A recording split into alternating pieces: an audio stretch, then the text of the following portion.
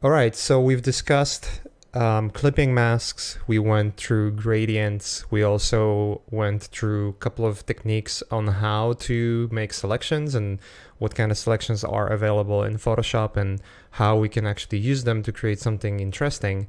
What I wanted to talk about and kind of explore right here is paint a couple of things and basically use those techniques and only those techniques in the beginning of our painting to create shadows. Now, one thing that you need to remember is whenever I'm creating this kind of painting, I'm always looking at a reference.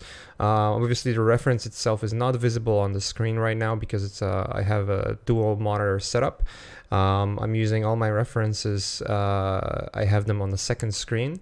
So when I look at reference, what I'm trying to find is I'm trying to decipher what exactly do I see. And the first thing I look at, and because we're talking about light mostly in this lesson, I'm trying to find where the shadows are. I'm trying to find the shapes of those shadows. The best idea is to squint your eyes when you look at reference and then look at what the general shape of the shadow is and how it's constructing the environment within that photography or reference or whatever you're looking at. If you're doing a plein air, it would be exactly the same exercise. You would squint your eyes to kind of get the general shapes, and then as you create the general shapes, you go further in and add more details. So this is exactly what I'm doing here. I'm using my lasso tool to create selections. And I'm creating those selections only for shadows. I don't care about any highlights. I don't care about any details like grass or rocks or anything like that. I'm caring only for what I see in terms of what kind of shadows are being cast with in that reference. So what I'm trying to achieve right here is I'm trying to create a slope of a mountain. It's a mix of rocks and grass, so it would be very barren, very sort of barren looking environment with a little bit of patches of grass and a little bit of that life coming in, but generally very dead, sort of rocky, mountain-like environment. And again, the main reason for me to search for shadows and to draw with shadows is basically whenever I make selections and whenever I can get the shadows in the first place, I can clearly see where the illustration or where this whole shape is going to. What I'm also trying to do is I'm examining how the shadows look like. I'm examining what is the structure that the shadow itself is casting. So for instance, if it's a rock, I'm looking at what is the shape of the rock and what kind of geometrical figures we could break it down to, whether it's just sort of the deformed ellipse or sphere, or maybe it's a combination of couple of boxes or cubes that are just in different shapes. Imagine intersecting cubes. Imagine you put together 6 or 7 cubes. Each of them are different size. Each of them have a slightly different rotation in 3-dimensional space. Each of them would have different perspective lines or different vanishing points in the perspective itself, and combine them together. And now we can start to figure out, okay, my light is coming from the right side, so all the faces that are facing left would be in shadow. And this is sort of like this thinking process that I have inside of my head whenever I try to paint shadows, because I want to make sure that the shadows are in the right place. They're coming from the right direction. I don't want to have a situation where I'm painting something and I'm adding different objects to the scene, and then all of a sudden the scene has 5 or 6 different light sources that just don't match each other, especially when I'm planning to do natural light, which would be a sunlight. Another interesting trick that I like to use when I'm creating masks and selections, again, what we're doing here is I have my mask on the layer itself, and whenever I make those selections, I use that mask and only make painting or create selections and fill them up with whether it's black or white. In this situation, we have a black mask with or white would be represented for what's visible, and black is what's invisible. So whenever I make a selection and I invert and I do it inside on the actual mask layer, it allows me to create a mask for the shadow I'm trying to create. If I don't want to use invert, for instance, if imagine our layer would have not the black and white values, but our adjustment layer would have grayscale. So if it has grayscale and you want to clear it up and want to have perfect white, it's not going to be that easy, because inverting means you're pretty much changing to the opposite value on the color wheel. So if it's white, it's obviously going to be black, but if it's let's say it's dark gray, then it's going to be light gray. It's never going to be white. So you have to pay attention to that. And if that's not available, you can make a selection and paint inside of it. I don't need to actually do that here because I have just perfectly black mask, and I'm just filling in with white color, which is just by using invert. And this is the simplest way of doing this, Control I. But if I had a situation where I wouldn't have a black color for my mask, I would actually use different techniques. One of them would be just painting in, obviously, which is the simplest solution, but also there are some techniques of filling the layer with color, which we'll discuss later. Another important thing that I'm also doing here in the very beginning, and again, I'm just constructing shadows here, and I'm just using my invert, Control I, making selections and kind of trying to create those organic looking shapes that would represent how the rock formations would cast shadows.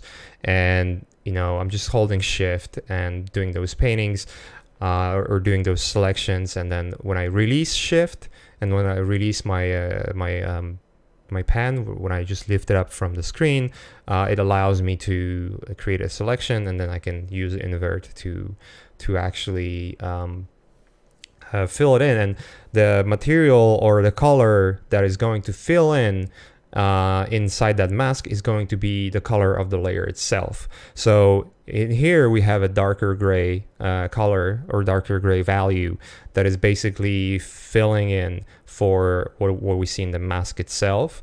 But also because I want to have this a little more organic, a little more traditional sort of feel to it, much like we did with the sketches. I'm using texture brushes to create this effect of traditional kind of look. And I was doing that just, brief moments ago, when I would just pick up a brush and start painting on the actual layer, not on the mask layer, but on the actual layer. And when you look at the layer itself, and when you look at the mask, you can see that the mask itself remains black and white, and the layer actually has different values. And the values that are there is the default value that I've created by duplicating the background layer and making it darker, and then paint that is on top of it, which is made with custom brush. And this process is pretty much repeated throughout the whole picture. There's a couple of more techniques that I use here, but generally this technique allows me to do a very interesting thing, which is I can rely on the very precise selections and very precise shapes that I want to create without worrying about doing brush strokes or making brush strokes that kind of go out of control because I maybe are not paying enough attention, or I'm trying to do something really precise, but the brush itself, because it's custom, it doesn't allow me to do that, and then I have to use eraser to sort of refine the edges a little bit. When you actually draw and when you use brush, or even if you draw on paper, you'll quickly notice that, or maybe you know that already, that every single stroke that you make is basically can ruin your image if you do the wrong thing, especially in traditional media when you draw on paper, and if you're using inks, you have to be really decisive on where those ink strokes are going to happen. If you happen to make a wrong ink stroke, you can pretty much ruin your whole work, because it's just never gonna work again. Imagine you're painting something really important and you put too much ink in that area, or maybe the line is going to be too heavy, and it just destroys the overall impression. So working in Photoshop obviously allows you to fix those mistakes much easier, because you can use selections and then delete specific areas of the selection, or you can use eraser to erase the excessive amount of value or painting that you did. You can use layers, so nothing is overlaying. If you do something wrong and you don't want to use that specific brush strokes that you made, you can just delete the layer, and that's it. You don't have to cry about having the ruined image that you worked so hard on. So obviously Photoshop gives you all of those options, and I like to kind of go further than that. I like to have even more control, especially when I'm sketching like this, especially when I'm using this very specific technique, which allows me to have a full control over what kind of shapes I want to use, where those shapes are going to be, where I can put the big shapes versus small shapes. I can dictate very small details by creating very minimal selections, very small selections. I can create a selection, use it to create a new value, whether it's by Control I, again using the layer mask, and doing an invert or painting inside, and then I can move that selection to another area and do the same thing without selecting again. So there's a lot of options, but the selection itself will confine the very specific value that you want to achieve, or you're putting into the image. And just because of that, it will allow you to have much better control over shapes and much better control over how shadows are looking.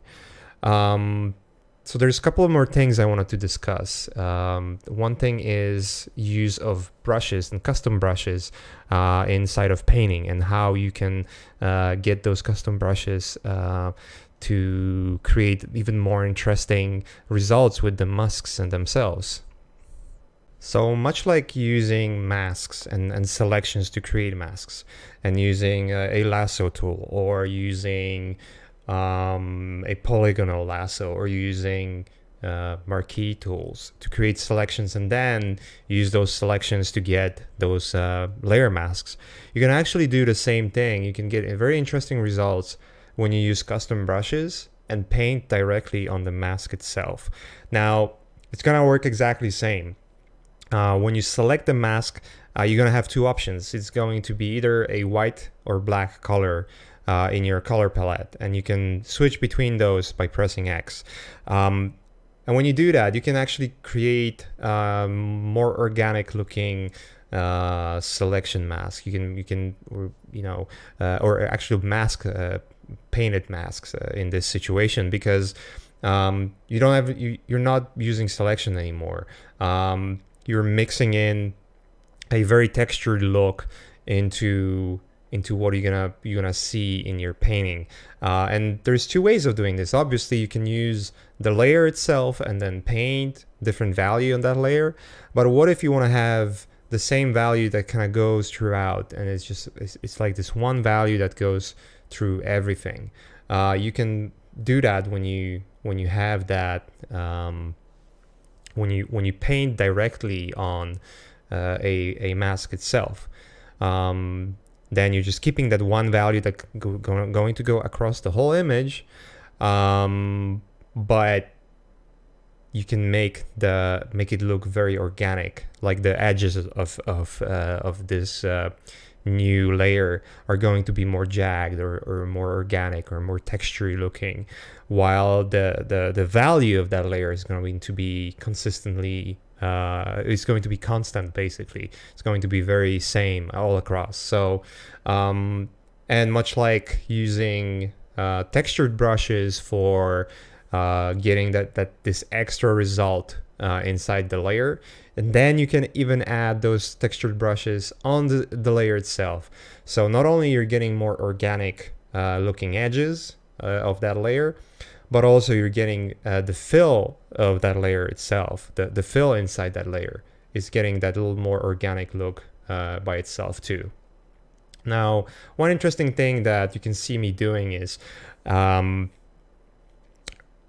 I sometimes have a half empty layer that I'm basically painting in, and the reason for that is sometimes I just want to start from scratch. I want to use a layer differently. I want to have this layer to have those elements when I paint. The painting itself might not necessarily be fully opaque, so create slight differences between that layer and the layer that is underneath in terms of what kind of values you're going to see, which might add this little grainy look, little textury look to your painting and make it even that more interesting. The minus or the cons of using that kind of technique is obviously the fact that if you make a selection outside of the area in which the layer itself is painted and then invert the mask and do that thing where you just press Control I and do invert black color to white color on the layer mask, you're not going to see any results because there are no pixels inside that selection that can be represented. So white means, again, representing pixels that are on the layer, and black means those pixels are transparent. So if there are no pixels, no paint inside the selection, there's just going to be no changes on the screen. So you have to be aware of that, and when you see that happening, it means that you have to just go on that layer, not the mask itself, but the layer itself, and then just start painting on top of it. And then you will see that when you're painting on top of it, your brush stroke is going to be confined within the layer mask itself. So that whole process is, although it might sound complicated, it's pretty easy. Once you start using it, once you start doing it more often, you'll see that you don't want to stop. You will find so many different avenues to use that technique and to use that for your painting, not only because it's a very clean way of working, but also it allows you to do so many changes rapidly without destroying your image. You can duplicate that layer and do changes just inside your layer mask and make a dramatic change to your image without going in and over painting and trying to figure out, like, how am I going to keep this nice texture that I have here, or this textury look of my brush strokes, without changing that result and maybe changing shapes themselves. So just having that separation where you have your layer which has its own value, or maybe discoloration or different values brought by textured brushes, and then confining them within a mask, that's very powerful, and it allows you to do quite a lot of changes down the road, because you can expand the layer mask and delete the layer mask. You can use the same texture that you have painted on a different mask in a different area of the painting and duplicate, and it's just, you can go on and on and on. You can use gradients and whatnot. So it's a lot of things to play with.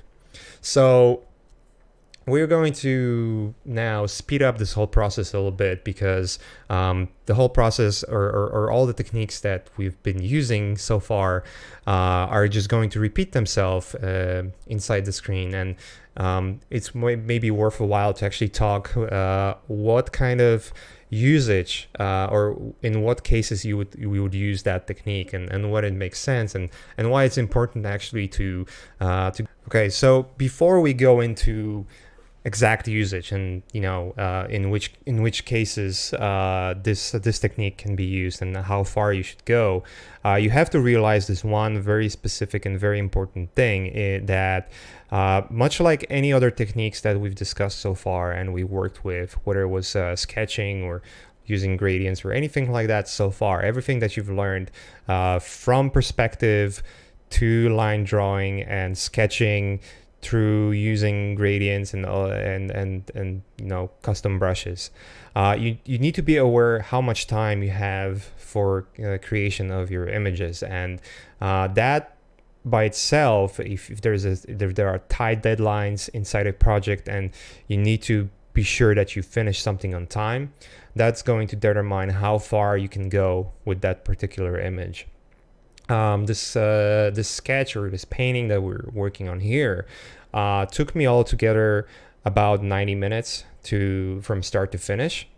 But generally, if I would work in a video games environment, I would probably mix it up with a couple of other techniques that we will discuss in the next lesson, with the usage of photography and more custom brushes, because it will just save me a lot of time, where I can just do a little bit of overpainting and using selections and everything that we're using here, but in combination of something that is already existing and is already shaped, and we don't have to go into every single detail to flesh out exactly what kind of environment we're painting or what exactly we have in mind when we're putting those selections into action.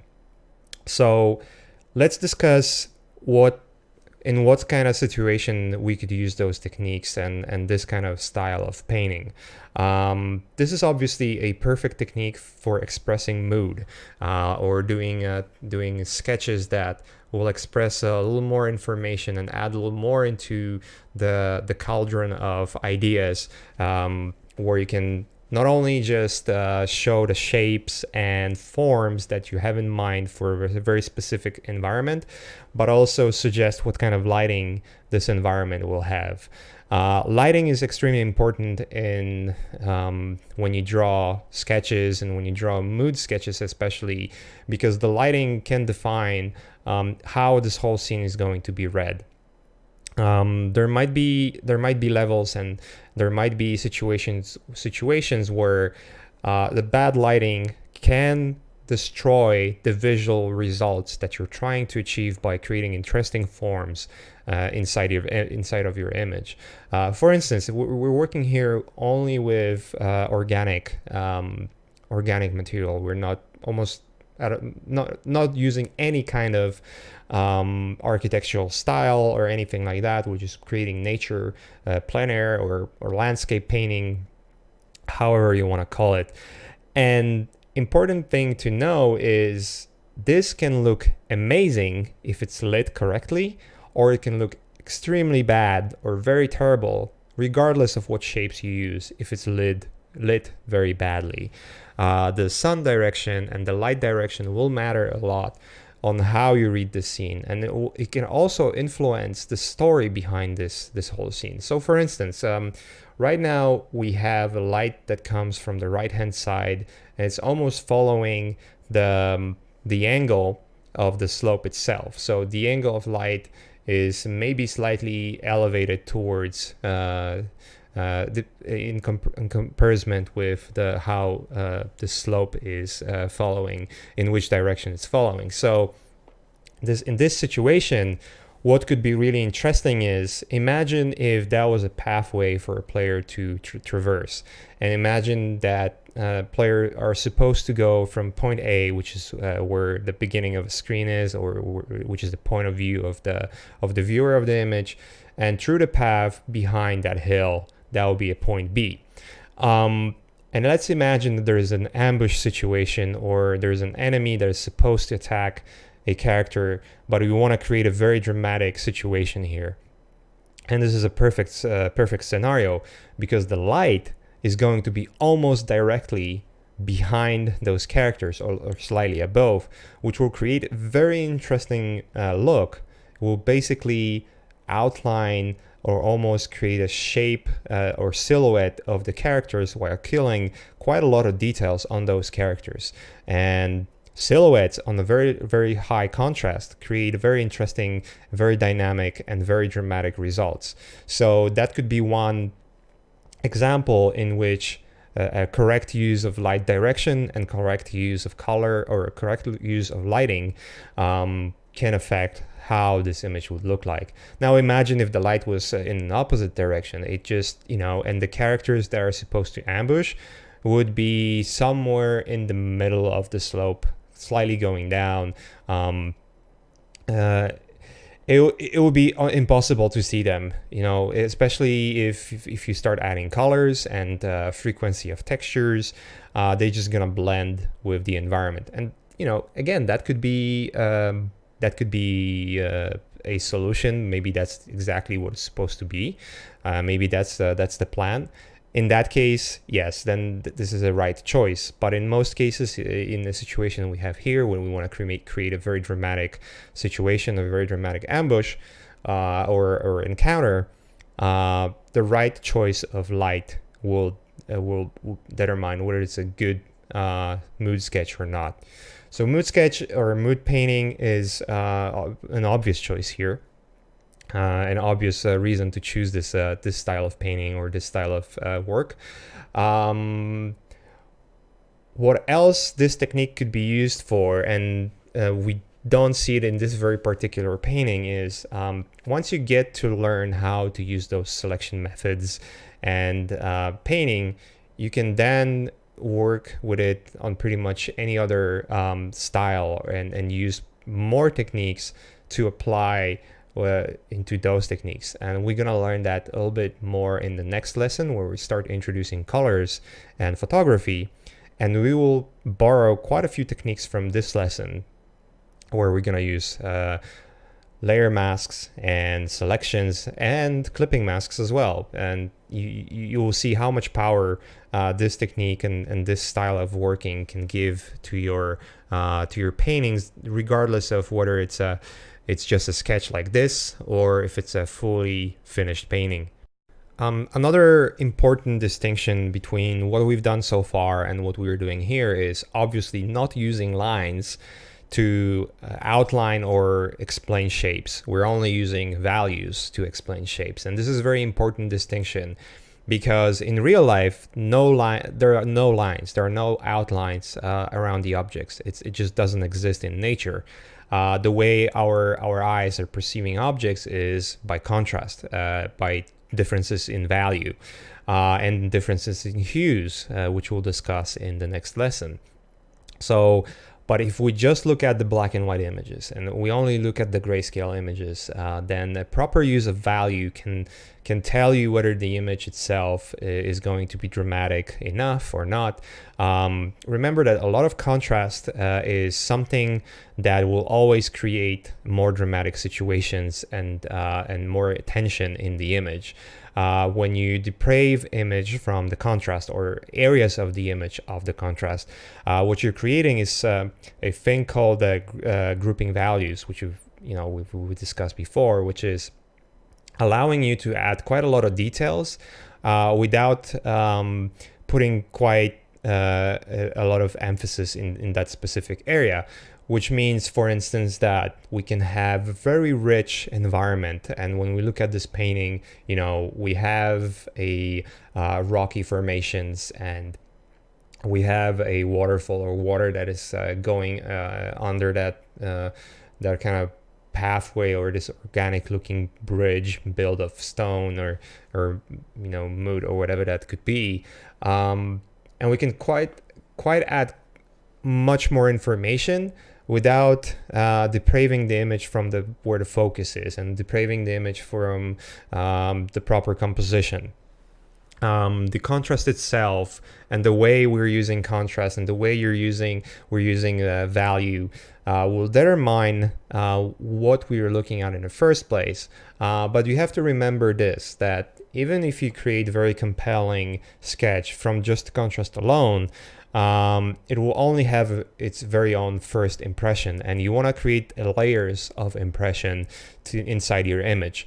You want to make sure that when you go into those low contrast areas where you're grouping values, you can still see quite a lot of details. And when you stop by as a player, for instance, there's so many games where when you just look around, stop by and look in the corner, and there's quite a lot of details there. And it's not distracting because it's on a very low value contrast. Maybe there's a larger hue contrast that allows you to see the differences between objects, or maybe different shading of specific leaves, or maybe the wall itself it looks more weathered or damaged.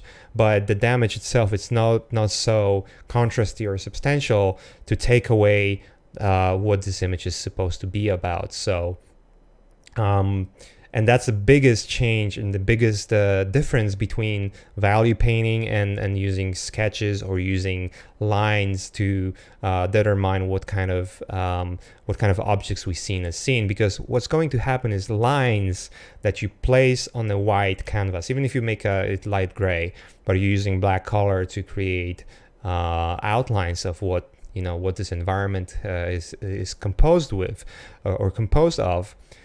That alone is a large contrast between the black color and the background, which is usually brighter. And that contrast means your eyes will travel all around and will be confused. It will be totally different read than you would have by looking at the value painting. So that's probably the most important part from the technical point of view when you think about mood painting or using values for this kind of stuff. And again, from game development point of view, mood paintings or value paintings can create a very interesting mood and direction in which you're going when choosing light, when choosing the direction of light, and how this light is affecting the values of the image, can make or break the best environment. So if you can construct the best environment ever, the most interesting environment ever, but you can kill it if you use your values and lighting in the wrong way. So lesson here, and sort of like a summary to think about when you go into your own your very own value drawings, is pay extra attention how you use lights, and pay extra attention how you group values, and try to start with shadows, because when shadows themselves will create the most contrast in the image compared to everything else that you see there. And once you have a proper structure of shadows in your image, when you can make sense of what you actually see just by looking at shadows, and it works nicely as a composition. It works nicely without, in terms of leading your eyes towards a very specific point in which you're supposed to look at. Once those things work, and once those things are balanced correctly in your image, and once you decide which lighting direction will actually make sense for that scenario or that story element that is supposed to be explained in that painting, once all of those things are in place, then everything else will be much, much, much easier to achieve. And this is a critical, not only for value paintings and then black and white paintings, but also for any kind of painting that you're going to do later on, which is using colors or photography, or even using 3D elements to build and paint on top of them. So that will be sort of the most important part when we just look at the summary of this lesson about, get the structure of shadows correctly, and then if you do that very well, then everything else will be much easier. So pay attention to lighting and pay attention to shadows, and build your composition based of that alone. Because if that's going to work great, then it's going to be much harder to destroy the image or make the image look way less impressive just by adding details. And you can always roll back on maybe scaling down on where the details are, or maybe scaling down on the contrast of some of the details that you're working on.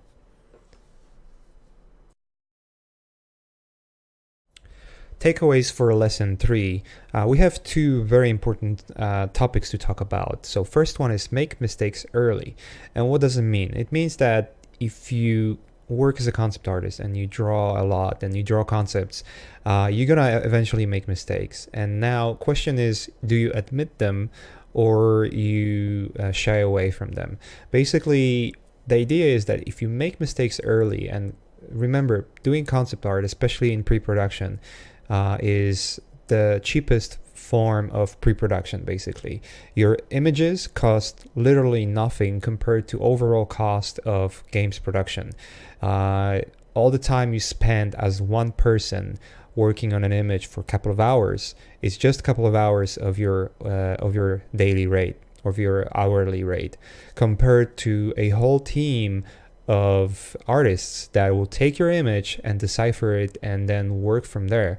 They will, let's imagine that you've created an environment painting, and what that means for the whole production. It means that not only game designers or level designers will work with that painting and work with you to create an environment and spend time moving objects and moving things inside the game engine or in Maya or whatever software is used by the level designer. They will make changes to the layout and how the gameplay plays. Those changes might mean that there's maybe a new set of animations that has to be done to support